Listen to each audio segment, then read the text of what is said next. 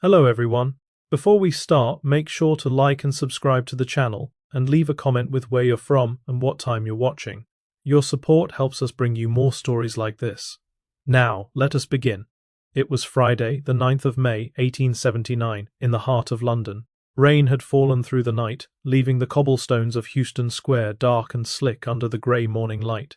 The square sat near Euston Station, where trains arrived and departed with mechanical regularity, carrying passengers to and from the provinces. It was a respectable neighbourhood, neither wealthy nor poor, populated by clerks, small tradesmen, and boarding housekeepers who let rooms by the week. Coal smoke hung low between the terrace houses, and the sound of cartwheels echoed against brick walls. At number 4, Euston Square, a lodging house owned by a man named Severin Bastendorf, a 15-year-old boy named William Stronham prepared to clean the coal cellar. It was ordinary work, the sort performed without thought in households across the city. He carried a lamp and a shovel. The cellar was damp and narrow, the air thick with the smell of earth and coal dust. Nothing suggested that morning would be anything other than routine. What William found beneath the coal would expose a pattern of deception that had lasted 18 months, and would reveal that a woman had vanished without protest, without inquiry, and without anyone noticing she was gone. To understand how a body came to rest in that cellar, one must return to October of 1877, when Euston Square was home to a different cast of tenants. Among them was a woman who called herself Miss Huish. She rented a room on the upper floor. She paid her rent promptly. She kept to herself. She dressed in silk and carried a gold watch on a chain. Her manner was quiet, though her clothing suggested a woman of some means. The landlord, Severin Bastendorf, kept his house in decent order. He had a wife and children. He employed a maid, a young woman named Hannah Dobs, originally from Tavistock in Devon. Miss Dobs was 20 years old, dark-haired and accustomed to service. She had worked in other households before arriving at Euston Square. Her duties were ordinary, cleaning, errands, collecting rents when asked. On Sunday, the 14th of October, 1877, Mr. Bastendorf instructed Miss Dobs to collect 3 weeks' rent from Miss Huish.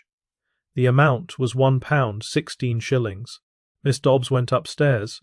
She returned shortly with a £5 note. She said Miss Huish required change. Mr. Bastendorf gave her the coins. Miss Dobs returned upstairs with the money. Mr. Bastendorf left the house that afternoon. He went shooting near Hythe, a pastime he enjoyed on Sundays. He was later fined for discharging a firearm too close to public buildings, a minor infraction noted in the local records. He returned home by evening. The gas lamps had been lit. The children were put to bed. The house settled into its usual quiet. Miss Dobs informed him that Miss Huish had departed suddenly. She would not be returning. Such departures were not unusual in a lodging house. Tenants came and went. Some left without notice. Some left owing money. Others simply vanished, preferring anonymity to explanation. Mr. Bastendorf accepted the information without alarm. He assumed Miss Huish had her reasons. He thought nothing more of it. Days passed. No letters arrived for Miss Huish. No one called asking after her. Her room was cleared. New tenants arrived. The house continued as before. Miss Huish, whoever she was, had simply disappeared. It was as though she had never existed at all. Over the months that followed, small details began to accumulate, though no one thought to connect them. Miss Dobs remained in service at Euston Square. She performed her duties. She collected wages. She was seen about the neighbourhood, running errands, carrying parcels, visiting shops along Euston Road. In the weeks after Miss Huish's departure, Mrs. Bastendorf noticed a bloodstain on the carpet in the room where the lodger had stayed. It was large, dark, and difficult to remove. When she asked Miss Dobs about it, the maid offered no clear explanation. She said she did not know how it had appeared. Mrs. Bastendorf thought it curious, but nothing more. Such stains occurred in boarding houses. Tenants were careless. Accidents happened. Miss Dobs began to appear with items of unusual quality for a servant. She wore a brooch set with stones. She carried a pair of gold earrings. She gave gifts to acquaintances, a turquoise ring, fine lace handkerchiefs, small luxuries that seemed beyond her means. When asked where these things came from, She said they had belonged to a deceased uncle in Bideford. She said he had left her a modest inheritance. No one pressed for details. In the spring of 1878, Miss Dobbs left Euston Square briefly and travelled to Devon. She was accompanied by Peter Bastendorf, the younger brother of her employer. She introduced him to her parents as her husband. The relationship was unstable. Peter began to suspect that Hannah was also involved with his brother Severin. There were arguments. Tensions grew. The household became uneasy. By September of 1878, Miss Dobbs departed Euston Square entirely. She left without explanation. She did not return. Her reasons were not recorded. Mr. Bastendorf hired another maid. Life at the boarding house continued without interruption. Throughout this time, no one inquired after Miss Huish. No relatives came calling. No letters were forwarded. Her belongings had been removed from her room shortly after her departure, though some items remained in storage. Among them was a locked cash box. When Mr. Bastendorf examined it, he found the lock had been broken. He asked Miss Dobbs about it. She said the box was hers. No further questions were asked. The matter was forgotten. 18 months passed in this manner, quietly, without incident, until the coal cellar was opened. William Stronham held the lamp higher as he descended the cellar steps. The flame cast shadows across the stone walls. The smell of coal was thick, mingled with something else, something he could not immediately identify. He began to clear the first heap with his shovel. The blade struck something yielding. He knelt closer. What emerged from beneath the coal was unmistakable. A body, female, badly decomposed. A rope was coiled around the neck. The legs were absent. Both hands were missing. The skin had sunken against the bones. The stench was overwhelming. William dropped the shovel and ran. Mr. Bastendorf was alerted immediately. He descended into the cellar himself, holding a lamp. He saw what the boy had seen. He returned upstairs and sent word to the police. Within the hour, constables arrived at Euston Square. A crowd began to gather in the street. Neighbours whispered. Passers-by stopped to stare. Dr. Davis, a physician, was summoned to examine the remains.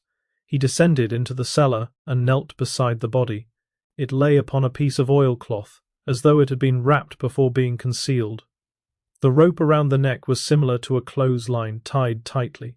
The doctor noted the absence of hands and legs, though he could not immediately determine whether they had been removed deliberately or had detached through decomposition.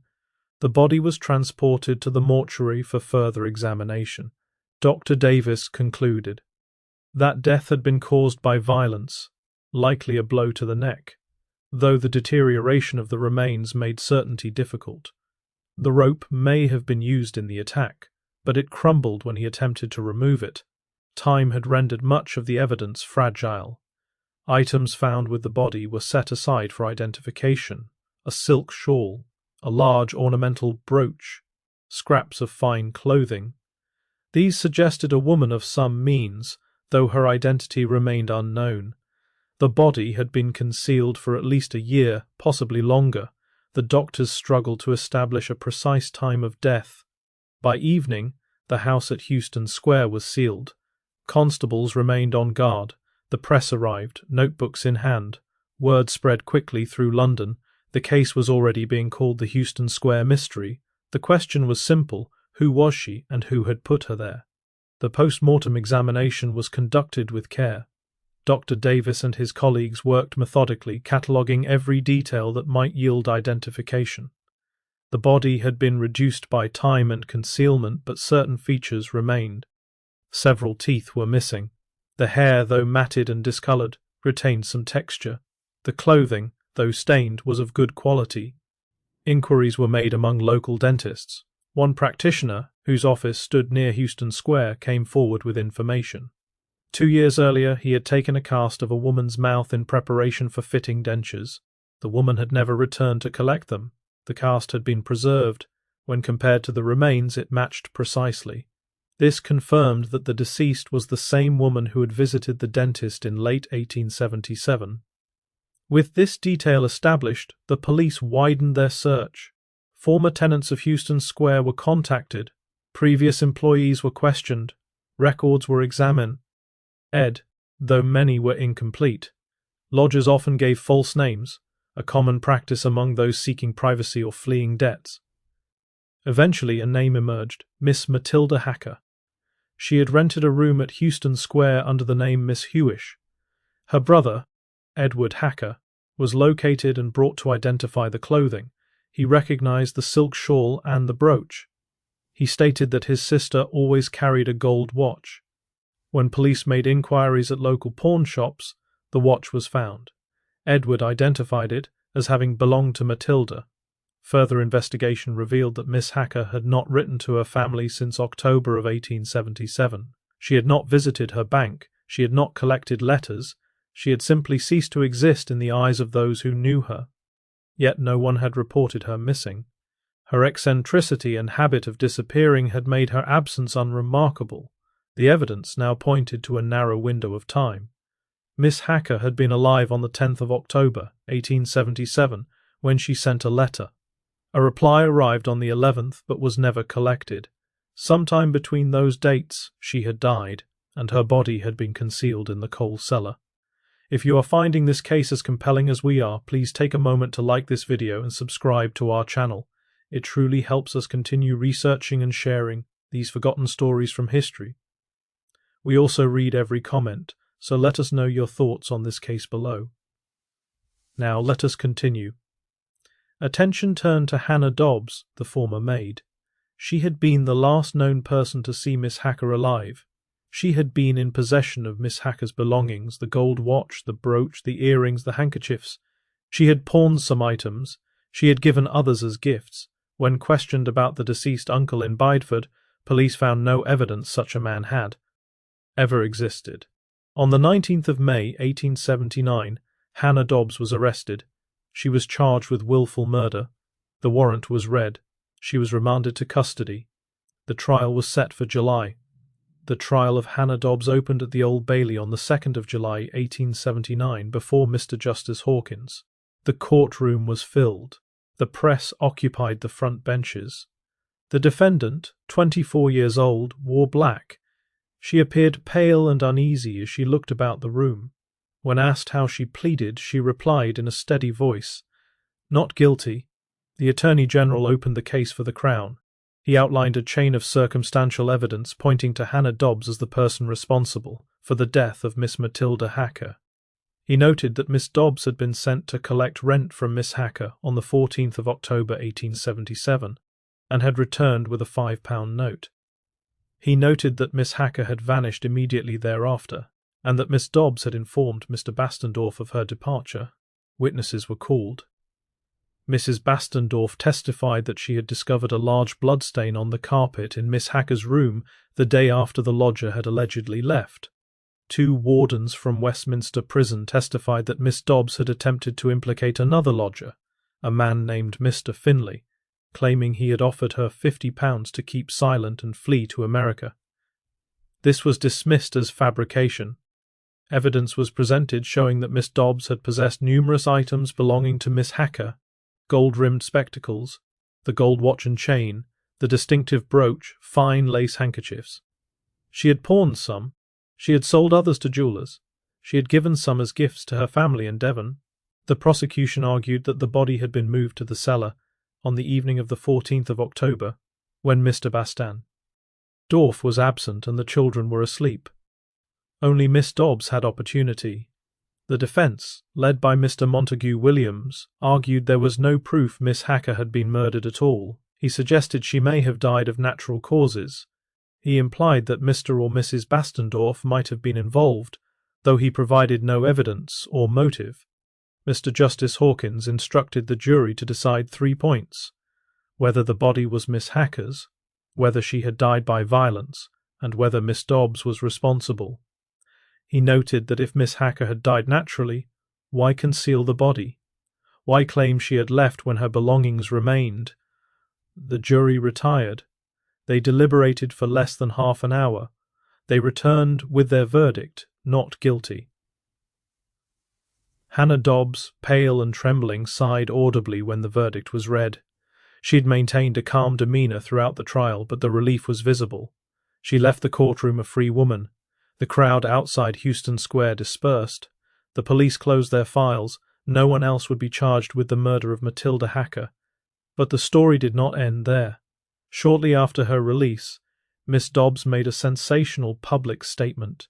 In an interview with a journalist, she claimed she had been having an affair with Severin Bastendorf, her former employer. She alleged that she had become pregnant by him and that he had arranged for her to begin a relationship with his younger brother, Peter, to conceal the scandal. She said she later suffered a miscarriage. More explosive still, she accused Severin Bastendorf of being responsible for the death of Miss Matilda Hacker. She claimed she had discovered the body in the workshop and that Mr. Bastendorf had threatened her into silence. She said he had given her the jewellery and instructed her to say it came from a deceased uncle. She added that she had pawned the items out of fear.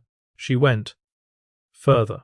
She accused him of murdering another lodger and of beating a homeless boy to death. Both Mr. and Mrs. Bastendorf denied these allegations strenuously. Yet Miss Dobs provided such detailed accounts that the authorities felt compelled to act. Severin Bastendorf was arrested and charged. Though there was insufficient evidence to convict him of murder, the court found that he had committed perjury during the earlier trial. He had lied under oath about his relationship with Miss Dobs.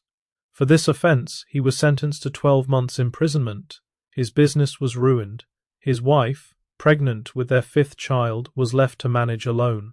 The lodging house at Euston Square closed.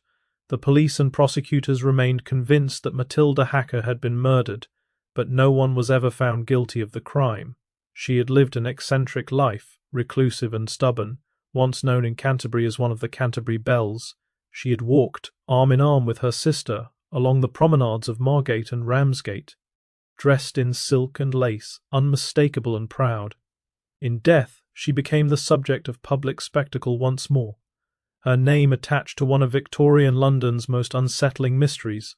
Residents of Euston Square, weary of the association with murder, petitioned successfully to rename the south side of the square. It became known as Endell Gardens, a fresh name intended to erase the memory. The file was closed. The body was buried. The house stood empty for a time before new tenants arrived who knew nothing of what had been found in the cellar. Years passed. The name Matilda Hacker faded from conversation. The case was mentioned only briefly in criminal histories, a footnote among greater scandals. Behind the windows of Endell Gardens, kettles boiled and doors closed. Beyond that, only silence.